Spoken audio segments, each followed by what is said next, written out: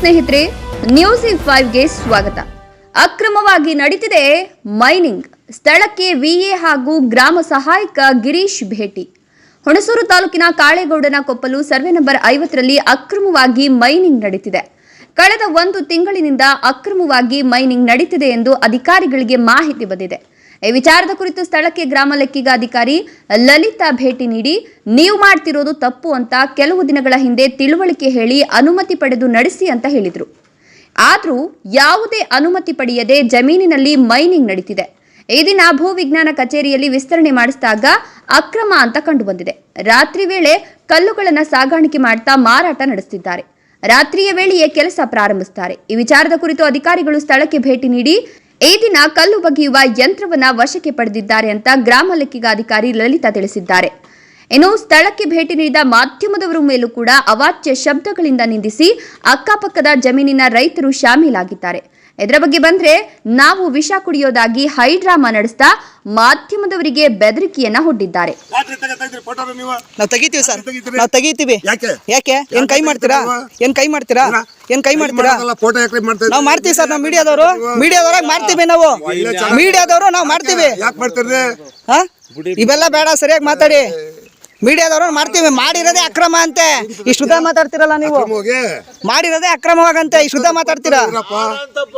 ಆಯ್ತು, ಬರ್ತದೆ ಅಂದ್ರೆ ಮಾತಾಡ್ತಾ ಇದೀವಿ. ಸೆಕ್ರೆಟರಿ ಅವರು ನಾವು ನೀವೇನ್ರಿ ವಿಡಿಯೋ ನನ್ನ ಪ್ರಶ್ನೆ ಮಾಡಿದಕ್ಕೆ ನಾನು ಮಾಡ್ತಾ ಇರೋದು. ನಿಮ್ಗೆ ನನ್ನನ್ನ ಪ್ರಶ್ನೆ ಮಾಡಿದ್ರಲ್ಲ, ಅದಕ್ಕೆ ಮಾಡ್ತಾ ಇದೀನಿ. ಏನಾರು ಆದ್ರೆ ಮುಂದೆ ನೋಡ್ಕೊಳ್ಳಿ. ಏನ್ ಮಾಡ್ತೀರಿ ಸರ್? ಈ ತರ ಎದರಿಕೆ ದಬ್ಬಾಳಿಕೆಗಲ್ಲ ನಾವು ಎದುರಲ್ಲ ಸರ್. ಎಷ್ಟೋ ನೋಡ್ಬಿಟ್ಟಿದೀವಿ ಸರ್. ಎಷ್ಟೋ ಜನ ನಾವು ನಿಮ್ಮ ಎದುರಿಸೋರ್ನ ನಾವು ನೋಡ್ಬಿಟ್ಟಿದೀವಿ. ಅದೇನ್ ಮಾಡ್ತೀರಾ ಮಾಡಿ.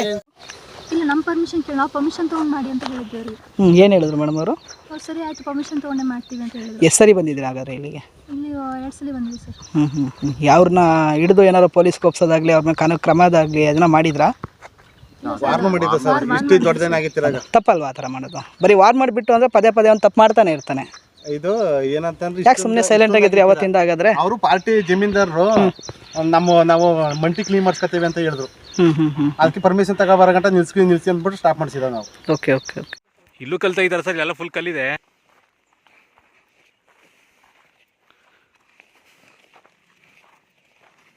ಎಲ್ಲ ಸಣ್ಣ ಮಟ್ಟಕ್ಕಂತೂ ನಡೀತಿಲ್ಲ ಸರ್.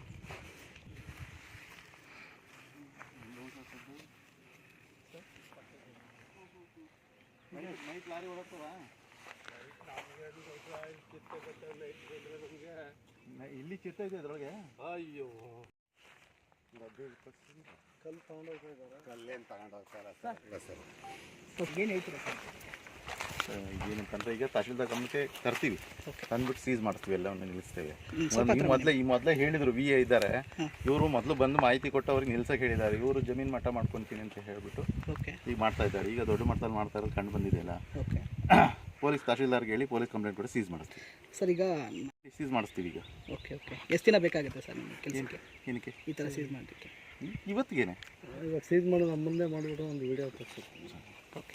ಭೂಮಿ ಇದು ಸರ್, ನಾವು ಕೇಳ್ತಾ ಇದ್ದೀವಿ. ಅದ ಕೇಳಬಾರ್ದ? ಭೂಮಿ ಒತ್ತಿಲಿ ಕೇಳಬಾರ್ದ? ಕೇಳಿ ಸರ್, ಅದು ಏನಂತ ತಗೊಂಡಿದ್ರಿ? ಯಾರು ನೀವು ಪರ್ಮಿಷನ್?